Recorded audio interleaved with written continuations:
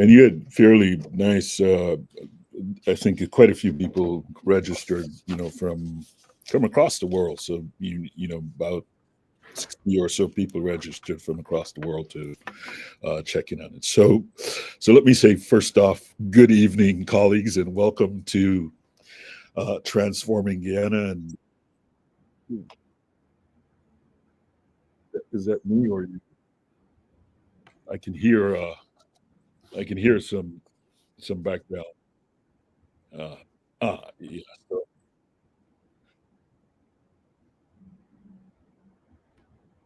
You could hear me? yeah, yes, I can hear you, but I can also hear the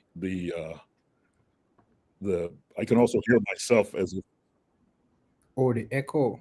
the echo. Yeah, Okay, let me see. I'm not sure. But I'm hearing you clearly on my end you're though. hearing me perfectly on your end. Yeah. I see. Yeah. So,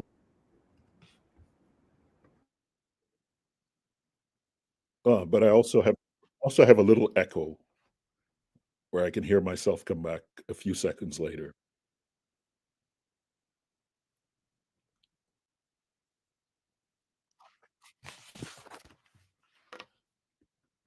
You how about now? No, much better now. Okay, great. Uh, So we're good to go. all right. So I think we've solved that. Uh, so once again, I'm Dr. Terrence Blackman, chair and professor of mathematics at Medgar Evers College, here in the City University of New York, and the founder of the Guyana Business Journal and magazine. And I should say, perhaps at the beginning, a few words about Guyana Business Journal. Our mission is to foster critical dialogue and thought leadership that contribute to securing an open, prosperous, inclusive Guyana, one where all Guyanese, regardless of race, class, background, can share equitably in the nation's economic future.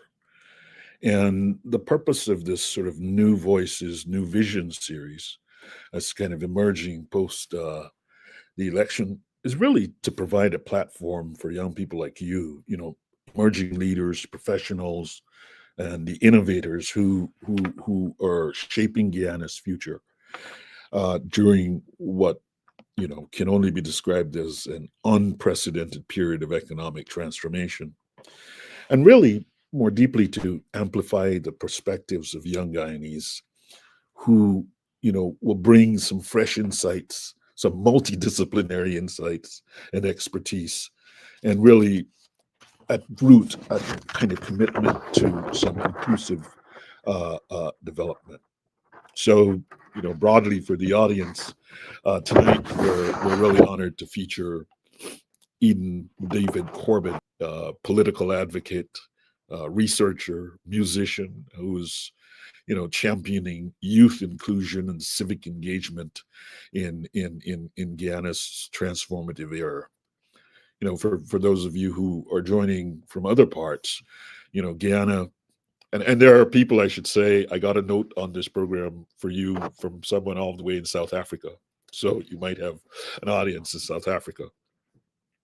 So for those people who are joining, Guyana is really at a pivotal moment, and it's one of the world's fastest growing economies. GDP growth about 43.6 in 2024. But our nation faces these extraordinary opportunities, but also significant challenges. And I think the deep question that faces us is not simply whether we will grow, this we know, but how we will grow, and more importantly, who will benefit from that growth. And I think, Eden, that you bring a unique and multidisciplinary perspective to some of these critical questions. Your legal background, your involvement in governance in some meaningful way, uh, and I think this is the kind of holistic thinking that our nation needs as we navigate this, this tricky transformative period. And in that vein, as I was observing the news today, I noted, that the police have captured or appear to have captured the person who is alleged to have placed the crude bomb, which has caused the lives of. And so, on behalf of the Business Journal, I wanted to say our condolences to the folks in Guyana, and our well wishes to the families who have been injured. And maybe I'll ask you, Eden, as someone who's there, to say a few words in that regard. Well, firstly, Dr. Blackman, thank you for having me here. Good night to all of your viewers. Good night to all your listeners. I would like to, as you would have said, start off on the note of expressing my heartfelt condolences to the family and those related to the persons involved in the bombing that would have occurred on Sunday gone, especially the family and the parents of the young girl who lost her life in such a tragic incident. You know, you were talking only a few moments ago about the transformation and the development that Guyana is going through. And it seems from what has been reported in the public that the transformation is also attached to the criminal sector of our country. And these are things, you know, in a developing country that we need to guard against to ensure that we can have a safe Guyana, that we're not just developing our infrastructure, but we're developing a society and we're developing a proper culture. So, you know, we stand in solidarity on behalf of myself and my family, as well as my political family, and all of those of us here in Guyana. We would like to extend our heartfelt sympathy and condolences, and we'd like to send the best of our wishes to those individuals who are not gone but have been severely injured by what has been dubbed a terrorist attack on Sunday evening. Yeah, I suppose it's too early for us to really delve into, this matter, given, you know, and I think perhaps it's a wise thing to wait until all of the facts are evident before we comment in any substantive way in this regard. But having said that, I neglected to, I permit me. I know that sometimes, every time folks from, sometimes folks are they're very shy about me saying there, but I always think it's important to read, So I want to say Eden David Corbin holds a bachelor's of law and a master's of law in commercial and corporate law from the University of the West Indies, and is a legal education certificate holder. As an attorney at law, he specializes in constitutional law and corporate regulation. And these, I think, are areas that are critically important as Guyana uh, manages its newfound oil wealth and charts a sustainable development path. And I know beyond the courtroom, Eden is a passionate political advocate and youth leader who's dedicated to advancing civic engagement and ensuring that young Guyanese have a meaningful voice in shaping the nation's future. So I've seen the advocacy work on inclusive development and transparent governments, and empowerment of marginalized communities. And I noted very very happily that you know adding another dimension here, your Eden is also an accomplished musician, playing both the piano and the drums. And so I should say my daughter is also a musician. She plays the flute. And I think this creative uh, uh, pursuit reflects a broader philosophy. I think what it begins to say is that when you're trying to build a nation, it's really not just about technical expertise, but it's also about creativity and cultural awareness, and the ability to bring diverse elements into harmony. So I want to jump into this conversation first by noting the following, and this is for the record. As I came into this conversation, I realized, as I spent my time thinking about it, that I had gone to school with a gentleman named Corbin. A gentleman named Samuel Corbin was my technical drawing and woodworking teacher. A gentleman named Kenrick Corbin and another gentleman named Jacob Corbin were also students who were in classes not far removed from mine, and so knew each other.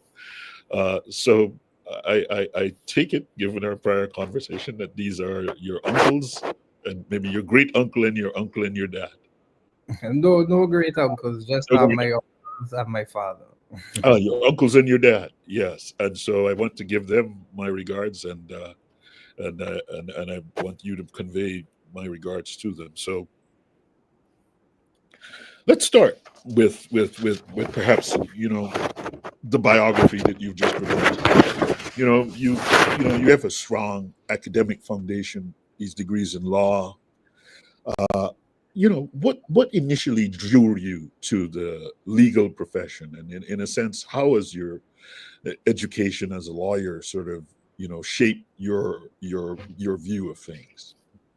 So give me a sense of how you got there. How did you decide that law was the thing that you wanted to do?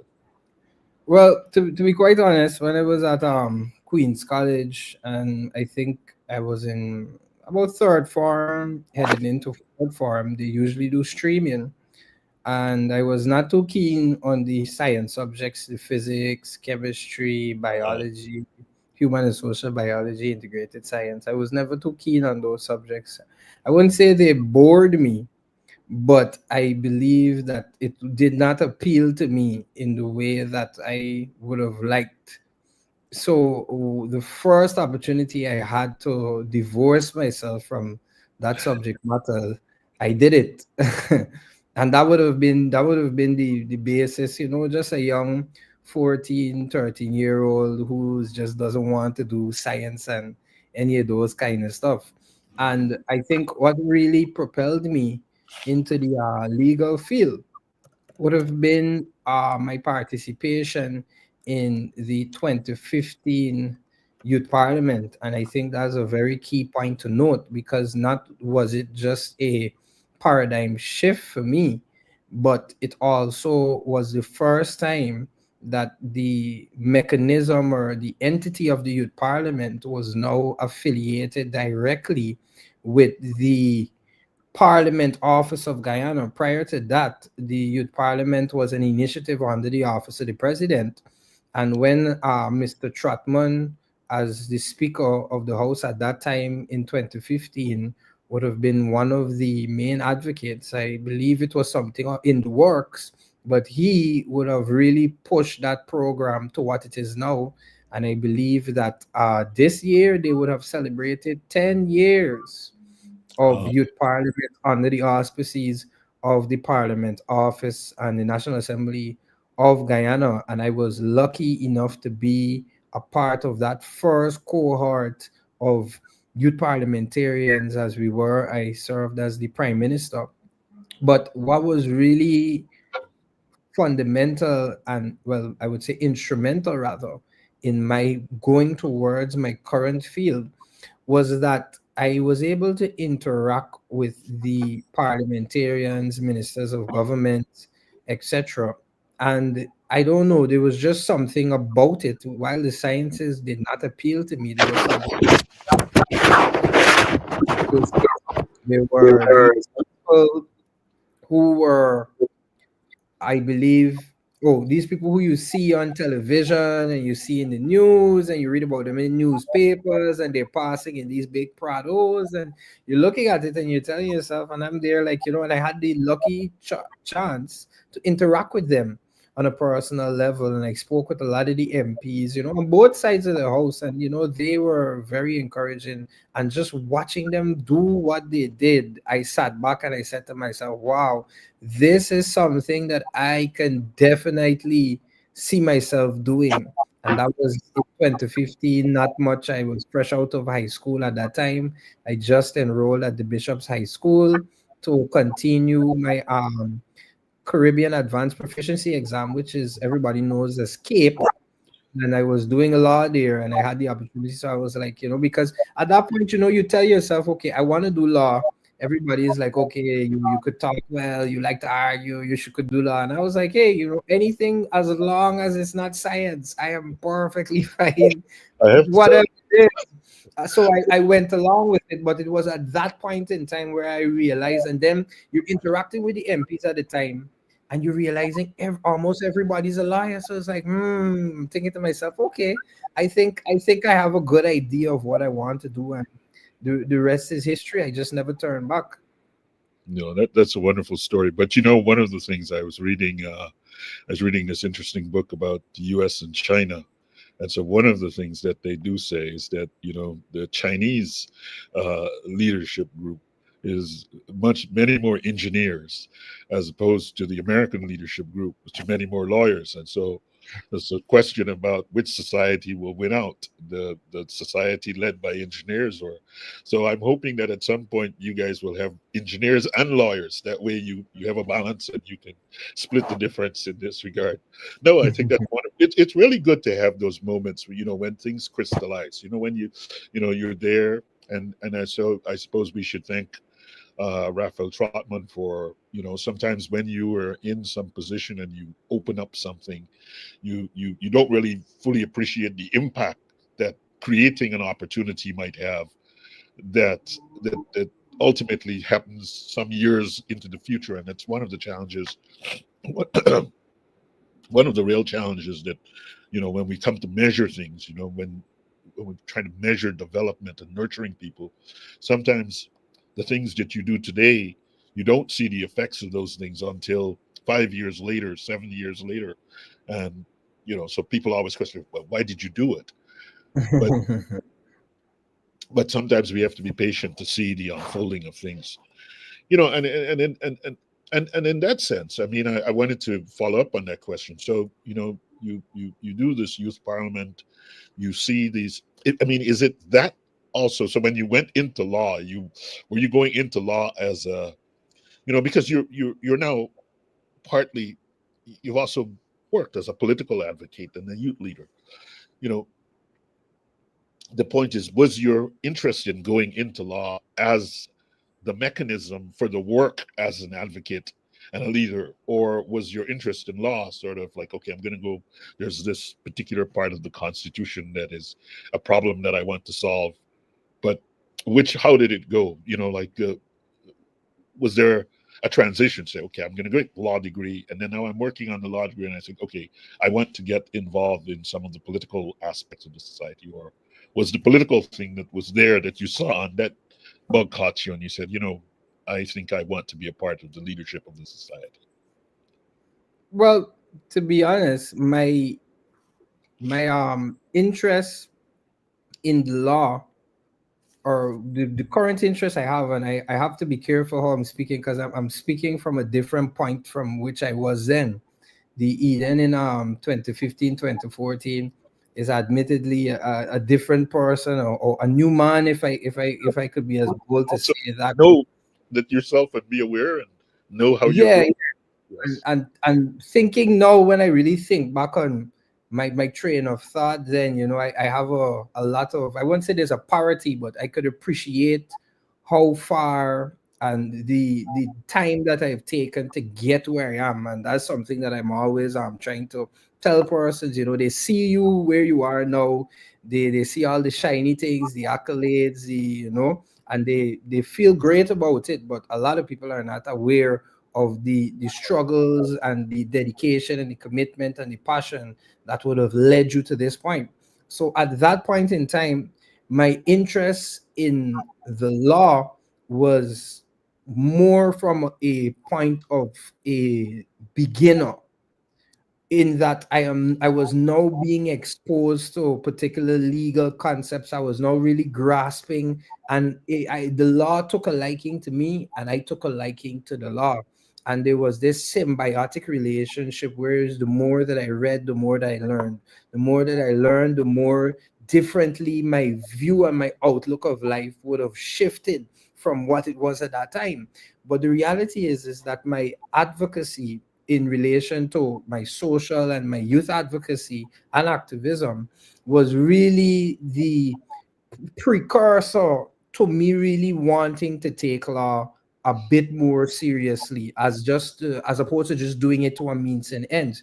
Because I always found things like politics always used to pique my interest, while a lot of my colleagues are not really interested in what the president say or this thing that was said or things. And as for as much as I could have understood at 16, 17 years old, I was really interested in it, and I wanted to be a part of it. I wanted to do more. I wanted to be a gainful and an active member in my society. So the activism or the advocacy, as you would say, came first. And then I really channeled that advocacy and was like, okay, you like this, you want this. And I have my father to thank for that. He always would encourage me in anything I wanted to do. You mentioned the stuff with music, a piece of time I used to do. I was serious about the music. I was a national poet. I won a few national competitions in Guyana.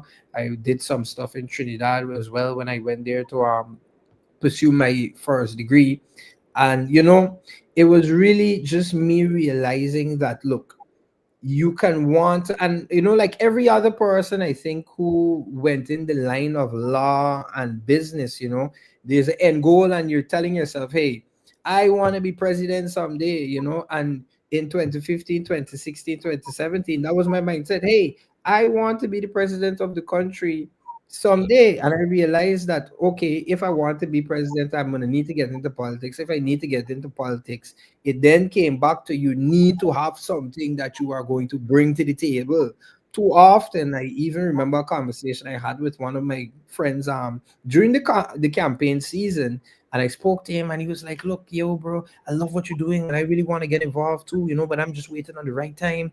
Like about 3 years, I'm gonna come out and think." And I'm watching him, a little puzzled, and I'm like, "Well, bro, the reality is that the political landscape is not going to wait on you.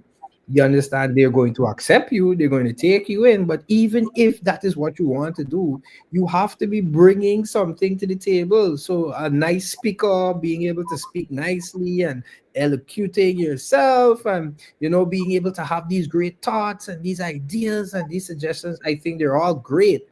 But without the foundation and the Yes, you have substance, to do the you work. you you're not going to benefit, or you're not going to help anybody. And sad to say, we see that as I would say, a pariah in our society today. We see a lot of people getting into the politics, a lot of people wanting to be a part of it, and there is an absence or omission, whether advertently or inadvertently, of a proper foundation or substance to which you are bringing. What are you going to contribute to the political landscape? So me going to the law was like, look, I wanted to marry my the advocate Eden, the youth activist Eden, with the legal mind Eden, the professional Eden, the respectable member of society Eden. I wanted to make them into one Eden, which is the Eden we see today. And that is how I ended up really taking law seriously, in the way that I did. Yes.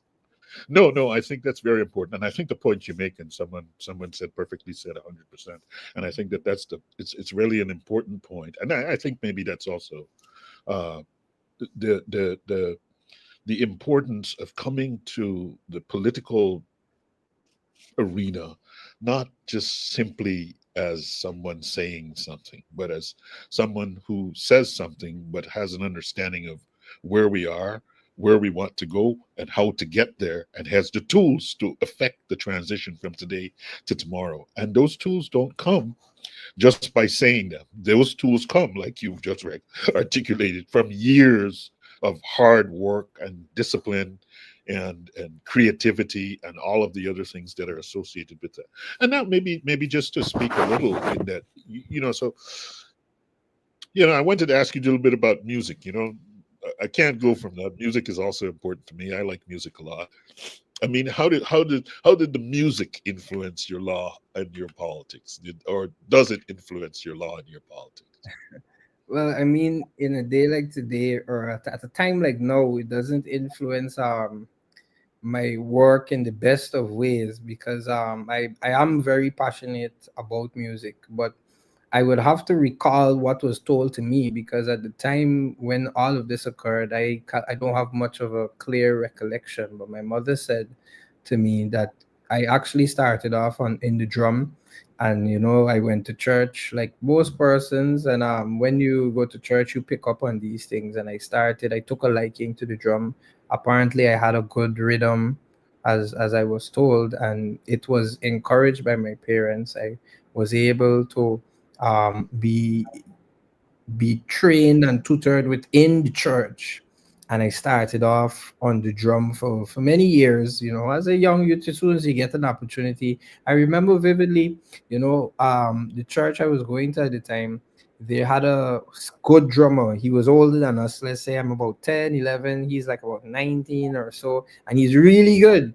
So I used to go to church early, and I used to pray that, once the service starts, he's not there. So like as soon as the church service is about to start, I'm scanning the room. I'm looking, did he come yet? No, I see bike yet. He's not here. And I'm slowly inching up to the drum so that pastor could see, well, hey, the drum is not here, but Yeah. Eden is here. You understand me? And I'm like, so music has always been music has always been a passion of mine, and I loved it. And my mother realized that I really liked it, and she said to me, she's like, look, if you want to do this music thing, you need to do it correctly. That means you need to go and get proper schooling, and learn another instrument, right? Learn something a little bit more, I think, advanced, she said.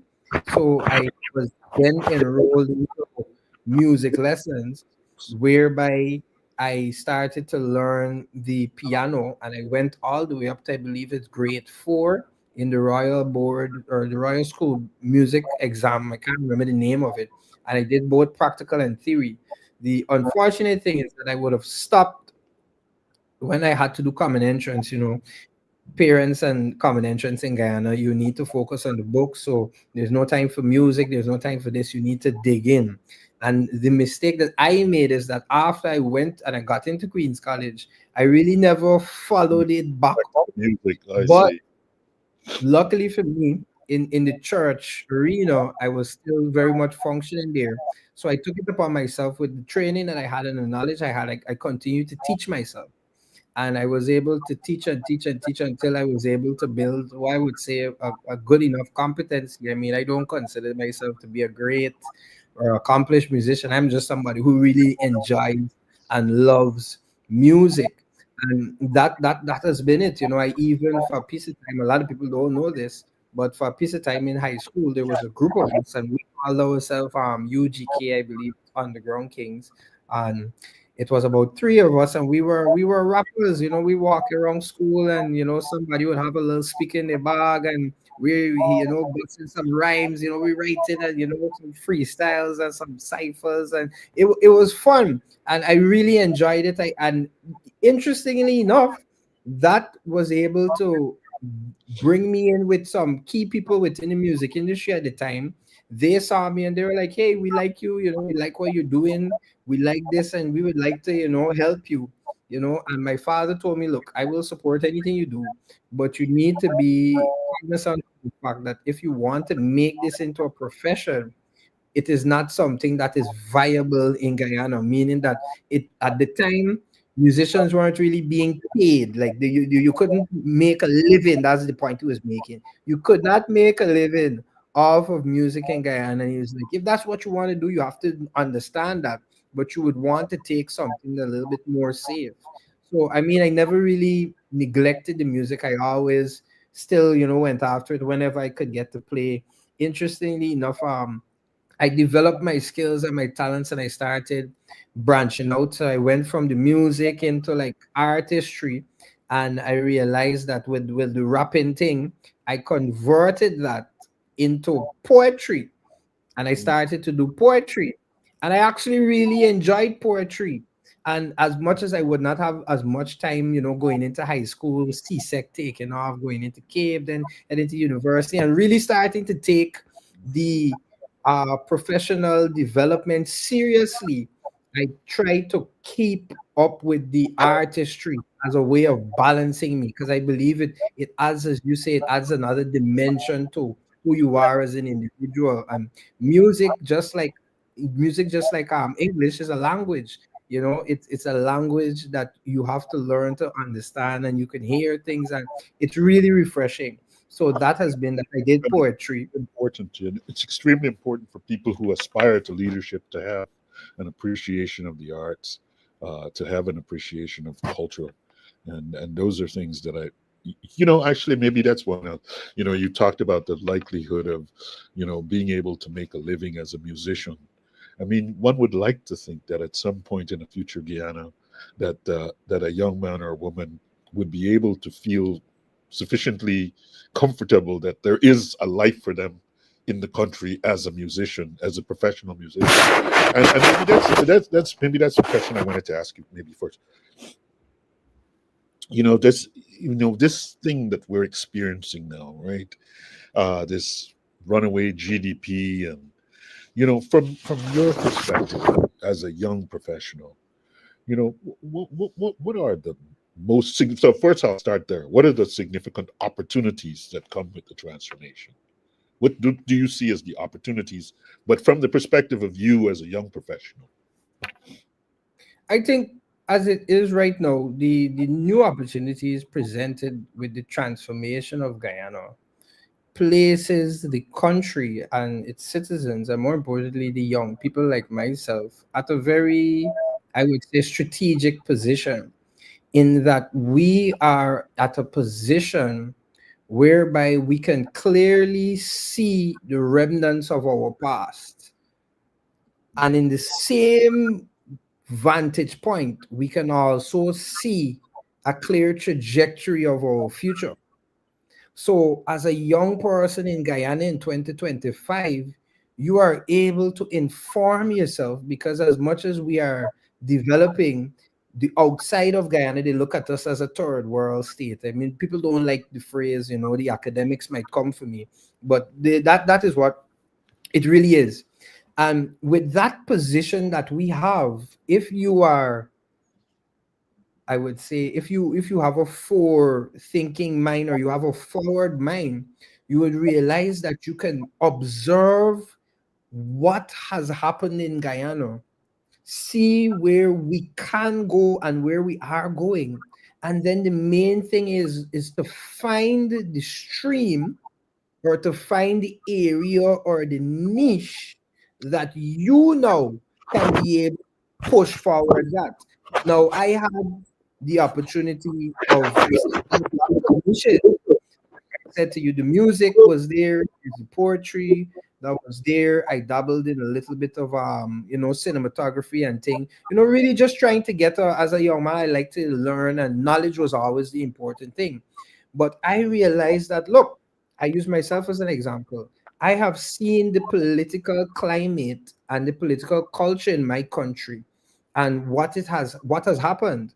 I have been following politics very actively from since all the way back to when the no confidence motion was placed against Donald Ramatar and his PPP government at the time, and he then sought to prorogue the parliament. From since then, I was following politics for as much as I could have understood. And I watched and I observed and I paid attention. And then I started to, when I felt that I reached at the point where I could contribute, I said, hey, as much as I could do music, as much as I could do the artistic things as well, this year, the politics is something that I like. It has been something that has been a passion of mine for many years. And instead of trying to be the jack of all trades, I made a deliberate decision in 2016, when I started university, that I am going to focus on developing myself as a professional development, building my own capacity, building my knowledge base, building my network, fine tuning my elocution skills and my oral skills, working on my critical analysis, working on being able to break down issues, focusing on how I could become a problem solver, not just a problem observer or a problem identifier. In the political scene, we have a lot of people who are great at identifying problems and saying, oh, this is bad. Oh, this is not going to work. Oh, this is that and that is that. And a lot of them have not developed or been able to transition that identifying the problems like a child who is able to identify one and two and A and B and the difference between green and yellow,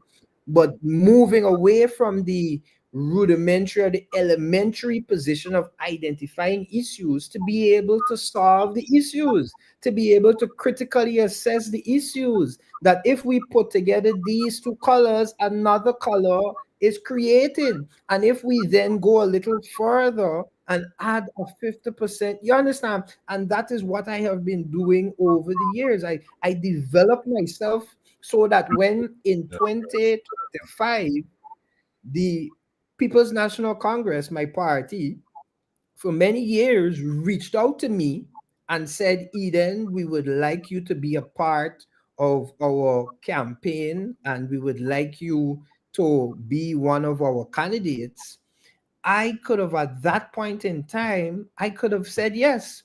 And I could have not worried about things that a lot of my colleagues are worried about, the victimization, the being labeled a party hack or something to that effect, or oh, he APNU, oh, he's PNC. I'm not worried about the fallout because I have invested so much time in developing my own capacity that with or without the party, with or without the public platform, with or without the candidacy, I, as Eden Corbin, can stand in any room, could function in any area, environment you put me in, because I am not just coming with ideas and I'm not just coming with enthusiasm, but I am coming now with a skill set, with a particular capacity and competence that cannot be taken.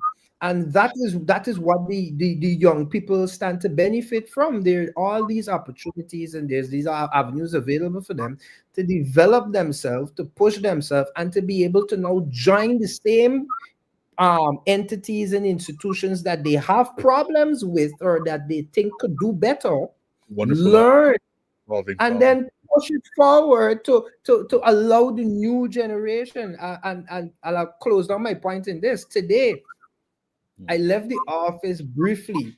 I tried to take some walks because I tried the gym right before campaign and it just didn't pan out. I see some of my friends here and they're probably gonna laugh at that, and that's okay. Right. But I tried the gym prior to campaign and it didn't work. It just seems that I'm just so busy that the time for me to put aside the gym would cut into my downtime and my private time. So like during lunch or during the day, once I'm not in court and I'm free, I would go and take a little walk, just probably to clear my head, just interact. So I'm on the road today. I'm on Regent Street, and a lady stops and she says, "Mr. Corbin." So instinctively, I turn, I say hi, and then immediately she's like, "Oh, you don't know me," because she could see the little confusion in my face. She said, "Oh, you don't know me, but I love the work that you're doing, and I really enjoy." And she encouraged me. She told me that, look, it don't matter what other people say, you continue to do what you're doing because I enjoy listening to you. I enjoy, and she said, I stand up and talk, and the conversation got a little political. I won't go into everything she said, but really what she was saying, or what I took from that, is that, look, Eden, sometimes you may not feel like what you're doing is making sense. Sometimes you may not even believe in what you're doing, but there are persons out there who believe in you. Sometimes they believe, and she did not know it, but she made my day. And I asked her for a selfie so that I could memorialize that Yes. particular moment, because that is what we do this for. That is what I No, do this for. actually, you in your response to that, you answered the question that I wanted to ask you. The point of this sort of new voices and new visions is about the specific roles you see for young Guyanese in shaping the narrative, the direction, this new chapter of the country's history. But I think you've just really hit upon something there, that really young people ought to be looking at the institutions and looking at the challenges in those institutions, and that creates just how to solve those challenges is an agenda in and of itself, right? But now I wanted, and as I reflecting on the comment just came in on from Ulrich Trotz, listening from Tampa, uh, and saying it's time for the youth brigade to step up to the plate. And so I wanted you to answer that question. Why is it critical that young people have a seat at the table? Why should the youth brigade come forward? Why should the old guard and the old men and women not, you know, take all the seats at the table? Why should the young people be there? It's as important as oxygen is to the lungs. It will not work without it. That is the simple answer. The youths will be the old brigade of the new youth when they rise up. So we hear words like sustainable, we hear words like continuity, and if we want our institutions and we want our country to move on a set trajectory, whether you're a pilot, whether you're a doctor, whether you are a professor and a distinguished academic in mathematics, the training that you go through is universal, meaning that there are certain things that every mathematician must know, meaning that there are certain things that every pilot must know, meaning that there are certain things that every doctor must know. And in the political sphere, it is no different. There are certain things that every politician must know. And there are certain things that you can be taught, and then there are things that you have to learn, which brings the two concepts of experience and knowledge. A person may have much knowledge, but the person may not be experienced. In the same way that somebody who is a pilot and they do a flight simulator, they have a knowledge of how the plane works and the various buttons and things that they must do to ensure that the plane rises up and that it goes down and whatever. But experience now requires a hands-on approach, requires a practical endeavor. And the youths need to understand that you will not reach to, and I mean, I said it earlier that I wanted to be president, and to be quite honest, from since 2017, I stopped saying it, to be quite honest, because it hit me, and I don't say that because I want to sound all great and humble, but the reality is that I came to an understanding that if that is where I want to be, telling myself that was the first part. I now needed to get that experience. I now needed to put myself to the test. And instead of, as one of my colleagues told me, boy, you should wait for 2030. You come out too soon, man. You know, you should go, start up your career. And, he's up in arms with me, one of my good friends. And I told him, I said, listen to me. I spent over a decade studying and spending life as an academic. I said I did not do that for the sake so that I could tell people, oh, I have a master's and oh, I have this, and to, show off I did that so that I could be able to give myself the independence that I need politically, socially, financially, even mentally. That is why. So my decade of studies is just the knowledge. If I am now to be able to help and lead my colleagues and to assist in the growth or the continued growth of Guyana, I would need to be a part of it. I would need to get my feet wet and feel it for myself. I can't stick in the simulator and the simulation. I need to get out there. I need to make mistakes. I need to engage with people. I need to come on the Guyana Business Journal and talk with men who outrank me in academia and everything and get involved. And that's why it's important, because when the time comes, the old guard, as far as I'm aware, there's no such thing as eternal life outside of God. That means as humans, there is a lifeline, there's a lifespan that we have. We will only live for so long. So those persons in politics that are at the top, I hear a lot of things about, oh, this person should move, oh, this person should go, oh, mom, they need to leave and let the youth rise up. And I listen, I hear, and I don't comment, because I know to myself that I am 27 years old. Some of these people is 50. Some of these people is 60. I will reach 30, I will reach 40, and realistically speaking, they are not going to be there. Realistically speaking, the natural law of things will just take into effect. But You're what I absolutely have to do, what no. I have to do, what we as the youth have to do is ensure that when the time comes, and it is our time to step up to the plate like Eden in 2025 campaign. When my time came, because what a lot of persons don't know is that when the campaign started, as much as I was familiar with a lot of the comrades, the persons who would have been in charge of the campaign were not entirely familiar with me. Yeah. So they weren't aware of the qualities and the skills that I had possessed. And while I was not trying to push myself up to the front or try to get, oh, limelight and if anybody who knows me knows that I am a very, in person, when you meet me, I'm full of energy, full fun. But outside of that, I'm a very reserved person. I'm to myself, and I like to keep my circle small. That's just how I find the balance between my personal and my professional life, and well, my political life now. I think it's a good model, and you two who are listening to me should probably consider, finding that balance between the responsibilities that you have. But the reality is that I was not really slated to speak at a lot of these events. What would have happened that I was given an opportunity in Seafield Sophia, I would never forget it, where I made my first political speech. Yeah. There was about, let's say, about 30 people there for the public meeting. And we had close, I counted about 150 people passing, coming, vehicles, cars. When you check, spend a 5 minutes. That's the nature of these things.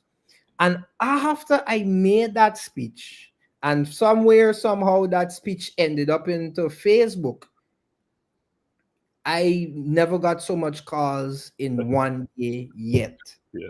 Yeah. Why is that? So I say that to make the point that I was preparing myself, I was developing and molding myself, not because I say I got to be at the table, so that when the time comes and I get to enter the door, everybody inside of that room will then know that I am not going anywhere. I am going to be here.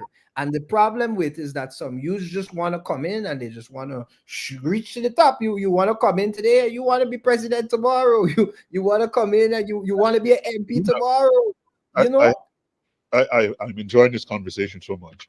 And you just touched on something that I think is very, very, very important. And it's something, you know, it's one of the reasons also that I've sort of tried to founded this Guyana Business Journal to kind of emphasize this issue of meritocracy. And I know it sounds silly, but it's really important. And I think what you just said is a reflection of that. You know, that there should be a notion of a meritocracy in public life, in public appointments, you know, something that is transparent, something that's merit based.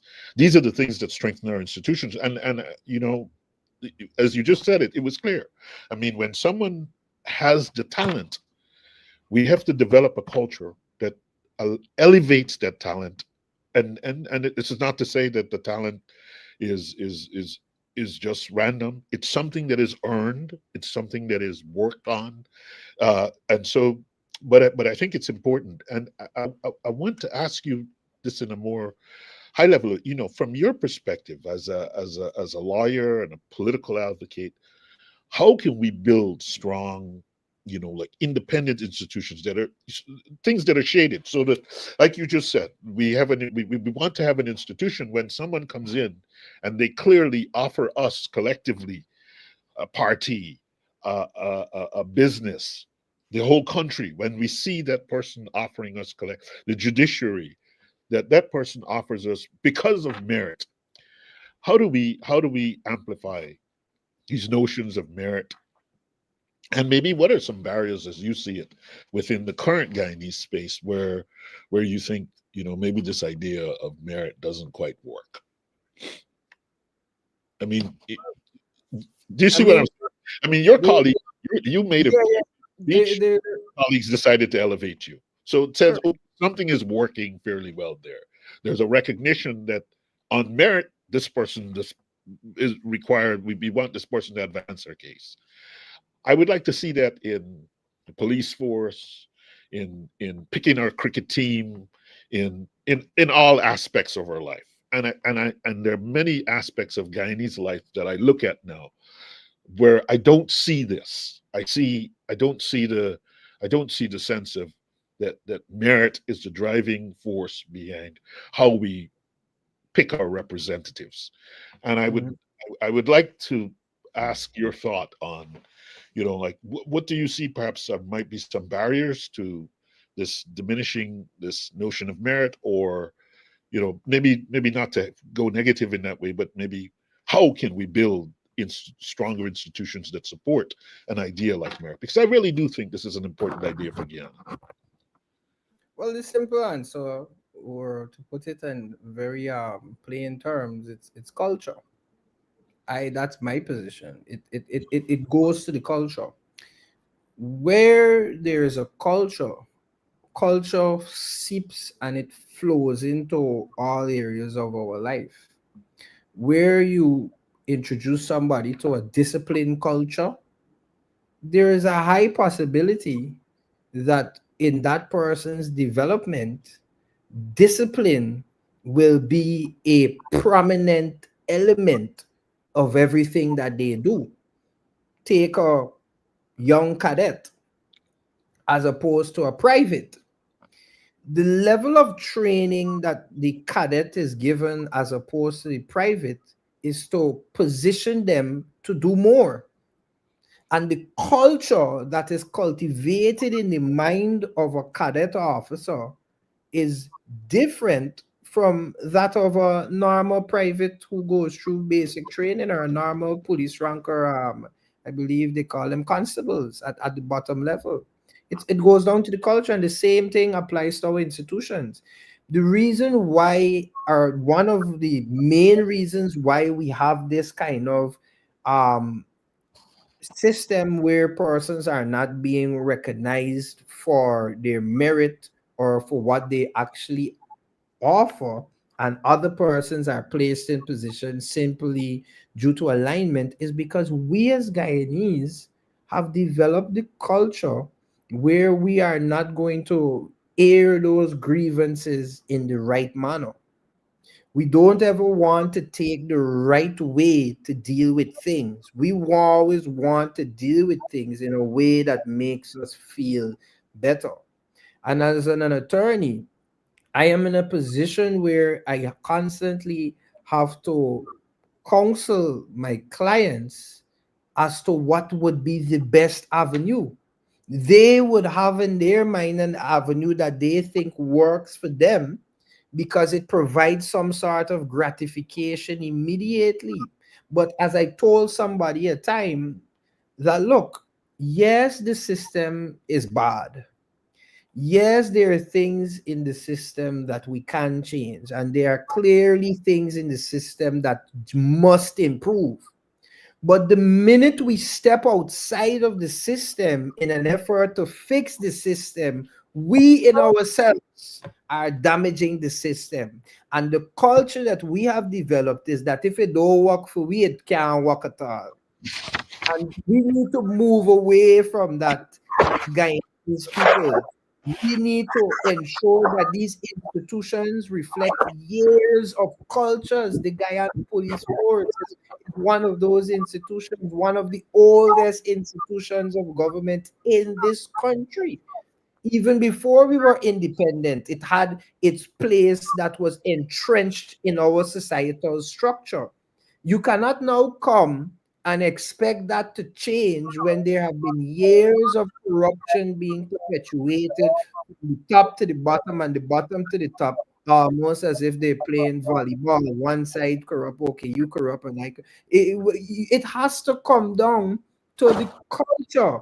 And if we want our institutions to grow and we want our institutions to get better, we, the people, have to keep our faith and our hope in the institutions. We cannot give up on these institutions, because the minute that we give up and we propose alternatives to what should or what is, we in ourselves are just as bad as the people that we are going out of the system to fix. We become just as bad as them. And that is what we need to do.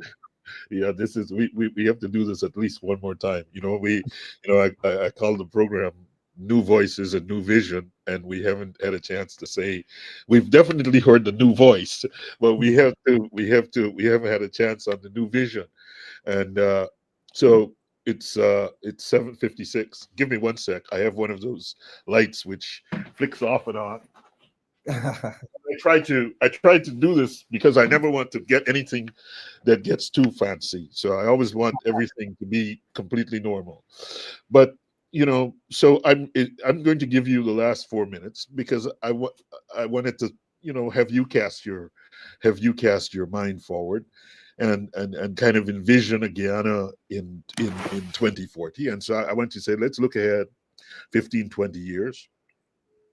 What is the Eden David Corbin new vision for Guyana, and what do you hope our country will look like in 2050? Paint your best picture for us, and but let's do it on the success side. What does success look like, rather than the we're not thinking dystopian future here. All right. Well, that question is, I would say that's a great question. That is the best question I got for the evening, which is not an attack on the formal questions, but in that it really pushes my mind to that point. But Guyana in about 10, 20 years from now, I see it as a Guyana that is decentralized. That is the Guyana that I think we really need to benefit from. And why decentralization is a big thing for me is because with the rate at which our infrastructural development is going in this country, it is clear, it is evident that Georgetown and Region 4 has been entirely exhausted. Not to say that there's not anything more to be done in Georgetown Region 4, but that there is so much potential in other areas. In when you go to Region 1, when you head down to Letem, you go to Region 7 closer to the border. Everybody knows which border I'm talking about. When you go over the river.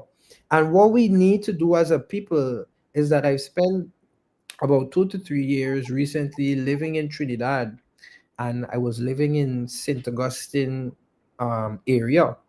And one of the lovely things I liked about Trinidad is that there was no need for me to have to travel to Port to Spain or have to travel to South Trinidad for specific things, because every single thing that I needed was within the area. It was at best a 30 minutes drive or so. And we as Guyana, we've become too centralized. And I believe it's also a mechanism of maintaining power, and we need to shift from that. The Guyana I want to live in 2040 is a Guyana where I could jump in a normal car, not a bus, not a outfitted off-road vehicle, and I could drive from Georgetown all the way to Lethem and back on a proper road. That is the Guyana I want to see. Yeah. Yeah, because Guyana is so beautiful.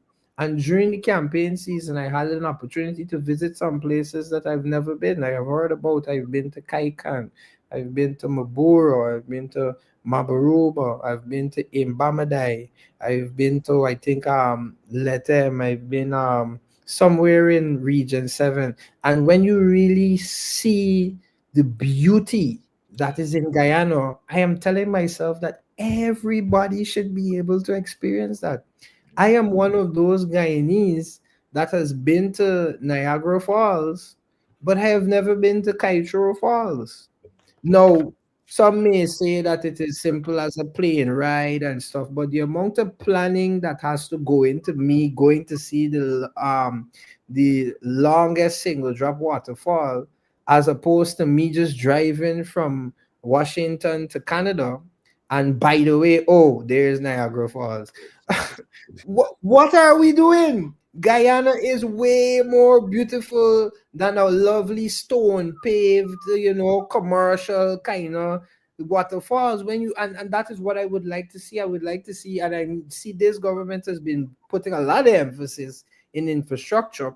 But when we look at it down the road, the only people who are benefiting is the people who are bidding for the contracts essentially, and those persons who probably getting kickbacks from it. The people in Guyana are left wanting more. You build us a road, and I could talk about this because I live it every day.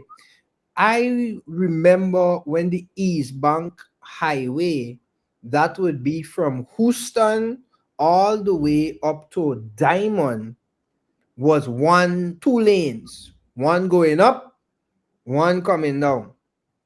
I remember when they started to do that expansion.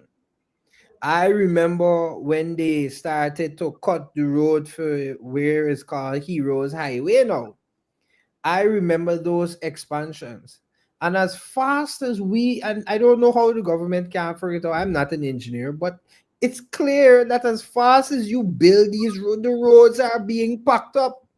We need to divert the Guyanese away from the central Georgetown, away from Region 4, and we need to focus and emphasize in the other areas, the rural communities that possess a lot of natural beauty, that possess a lot of tourism potential that should not just be limited and accessible to the people in the upper echelon or the favorite or the tourists who come in with a lot of money and could afford to go on these excursions. But the average Guyanese should be able to benefit from the beauty of their own country.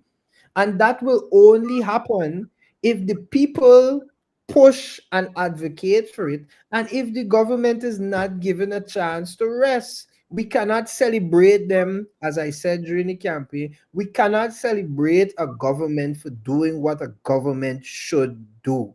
We will celebrate a government that rises to the occasion and exceeds our expectation. A road that provides an alternative route to a gridlock road should not be celebrated.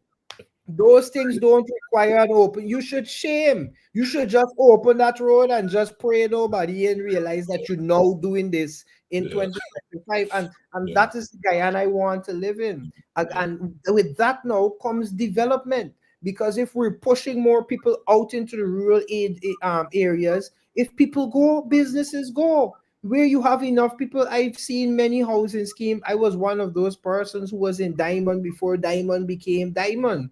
And I remember when we got the first Chinese restaurant in Diamond. That was a big thing. And then there was a GBTI. Then there was a Demerara Bank. And then there was a Republic Bank. Now Diamond is a shining example of a community now because they have a lot of things going on for them, and that the people will follow. Like, and I'll close with this. I remember when Movie Town was coming to Guyana. That's the mall up on I think that's Liliendal Plantation, Liliendal side there about. I remember when they were coming, and I told my friend, I said, you know, I don't think they should put Movie Town in Georgetown. I think they should have put it in either Berbice or Linden. And he's like, "What do you mean?" I said, "Well, one, there's Giffland right around the corner. And I mean, they just have different stuff. It's essentially the same stuff. Yeah. Put those attractions in these rural areas where people don't travel, and you are then forcing people. You want a movie town, you want to watch movie, go drive on the road. More people driving on the road, that means more people will be affected if the road is bad. More people being affected by the road is bad means that the government now has to step up to meet the demand and the new needs of the society. And that is the Guyana in 2040 that I want to live in, where we can have a decentralized country with more than one metropolitan areas. And Georgetown is not the knight and shining armor and the apple of the countries. I remember traveling from New York Yeah. in 2012, and you're flying out of New York in the nighttime and you're looking and it's like, wow, you're looking, and you're looking from up there and you're like, wow, this is, you stop in Trinidad and you get up and you're like, wow, this is nice. You reach the Guyana and you have that little wow moment for like about a 5 minutes or so, and then after that, you're looking out the plane and you want to know if you're in a vacuum because it is dark, you cannot see anything. And these are concerning things. I mean, now, there's more drones and stuff, so this footage more easily available. But the point I am making is that the development of Guyana needs not to be promoted by a private sector agenda, but development of Guyana needs to be promoted by a people-centered agenda, whereby what we are pushing and what we are advocating and what we are now building and constructing is not just things that look good in a manifesto to say, oh, we did this, oh, we build a bridge, oh, we do that. You understand? You've connected region 4 and region 3, right? But what happens now to the people up in Mary? What happens now to the people in Burbis who still got to travel over a retractable bridge? You understand? So that is the Guyana I want to see, a more developed and decentralized Guyana. That's what I No, want. no, no. Thank you. I think I certainly think that. So first, let me give a moment of appreciation, like you did, for the vast beauty. Like you, many years ago, my father was a land surveyor, and so I took many trips into the bush. So I there are many beautiful places. I always remember, being on the banks of Patara River, and there was a one of their former national service centers. I don't know whether or not that still exists. There's a place there called Chumachamari, and if you ever went to Chumachamari, it was a hilly, lit up. It had I think, a small hydropower plant there, and what was quite interesting, the the image of Chumachamari stayed in my head until many years later. The next place I saw that looked like that was San Francisco from the hotel room. So there are many absolutely beautiful places in Guyana, and I've seen many of them. And I think that is this vision of decentralization, where each region, in some sense, is self-contained with its cities, and people can live there without having to go. And when they decide to go, it's very easy to make that transition. So that's certainly, a vision for the future that has some resonance with me, and I'm sure with a number of people, and certainly is one that keeps the people of Guyana at its center. And there are a number of things that would enable that kind of vision. And hopefully, as if I prepared too much, I now have barely asked you about a tenth of my questions. Yeah, someone, you see, I'm not crazy. You see, someone noted here, yeah, Chumachamari. This is a beautiful place. Sits on the banks of the Patara River. I mean, like I said, there was, so you're much younger. There was something called the Upper Mazaruni Road Development Project, and many of the things that are there now, the trails that have been laid, were laid in the mid 70s as part of this Upper Mazaruni Road Development Project, which was aimed at bringing hydropower. But suffice it to say that for many reasons, our relationship with Venezuela and other things, this did not happen. But we're almost back to the same place again. But I know I've imposed on your time tremendously. No, no, no, man. The pleasure was mine. Let me Yeah. apologize for going over time. I No, know no, we had. no, no. It was absolutely. You know, and that's and the point I think is important. You know, I want folks to understand it. You know, like this is not just an interview about individual accomplishments, right? It's a conversation that, you know, I deeply believe in, that a number of us deeply believe in, about what is possible when talent, commitment, opportunities align. And you know, really, it's a conversation about the kind of leadership that many of us think Ghana needs as we kind of navigate this tricky moment. And I think you're part of this new generation who have to take up this mantle, and it's important that you not just be, and I think you've articulated this very nicely, that you not just be, you know, a passive observer of what's going on, but, you know, it's important to be a lawyer, it's important to be an advocate, it's important to be an entrepreneur, it's important to be an educator, it's important to be an artist, it's important to be an activist when necessary, and it, most important, to be determined to kind of shape the future of what we, it's, you know, like you said it, but it's actually funny, and it's funny and true, right, that you're 27 and someone like me is 56, and so the people who are 56 will inevitably, it's the law of nature, right? And so I think we need to develop a culture where the people who are 56 are trying to create as best as we can the strongest people at 27 that can affect the continuity that is necessary. And so, you know, on behalf of all of the folks here, we want to thank you, and we're deeply appreciative. And then personally, from me, once again, I please give my regards to my former teacher, and then my former schoolmates, Jacob and Kenrick, and former teacher Samuel, and you have, you see, you haven't spoke, you've barely spoken about your mom, just briefly. So Well, and we have. then allow me the opportunity So to. I will allow you to close, to say something on behalf of your mom. Yes. Firstly, I would like to give thanks to the Almighty Yes. for being able to bless me and empower me with the gift. Without Him and His hand in my life, everything that I do would mean nothing. So I always like to give Him appreciation. Thank God for everything. I'd like to thank my mother because I haven't Yes. mentioned her. My parents watch all of my things that I have online. I'd like to thank my mother, my father, my sister, all of my friends, my colleagues, and your listeners, your viewership, and everybody who has supported me in every way. The persons who I see on the road. The other day, I was walking down the road, and they had three cars in succession stopped. I was heading, the cars were coming up to me, and I was walking towards on the side of the road, and three vehicles stopped intermittently, and Mr. Corbin, we like what you're doing, keep up the good work. So I mean, I'm still getting accustomed to this new what they call public life. I'm still getting, because I'm just on the road on my phone, and then passers like, Mr. Corbin, we like to keep up the good work, you think, and I'm there like, wow, how do you even know me? So I want to thank all of the supporters, all of the Guyanese, all of my friends on both sides of the aisles. I saw some of my political colleagues from the other side, and every time we see each other, it's always a very nice encounter. So I want to thank them because they keep me going. You understand? If they Absolutely. don't keep doing what they're doing, I can't keep doing what I'm doing.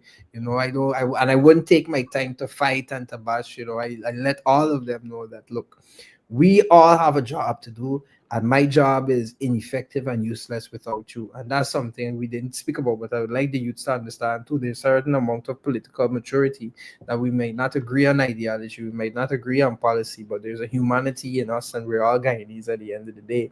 So I'd like to thank them as well. I would like to thank you, Dr. Blackman, for having me here. I know that this is a long overdue conversation. We were scheduled to do this time after time again, and I'm happy and I'm very pleased that we were able to have this conversation today. And And how could I forget the person who made the connection possible? I would like to thank my dearest cousin, Mr. Patrick Nicholson, Yes. for ensuring that we Yeah. two align and we meet, and then gracefully exiting after it was done. You know, some people like to stay on and impose. So thank you to Patrick for that as well, and to everybody who viewed and listened, whether you're on YouTube, whether you're on Facebook, whether you're watching this in the morning or you're watching this couple of days later. Thank you for staying out to the end and listening to us, and we appreciate you. Thank you, sir. Thank you, Mr. Dr. Bachman.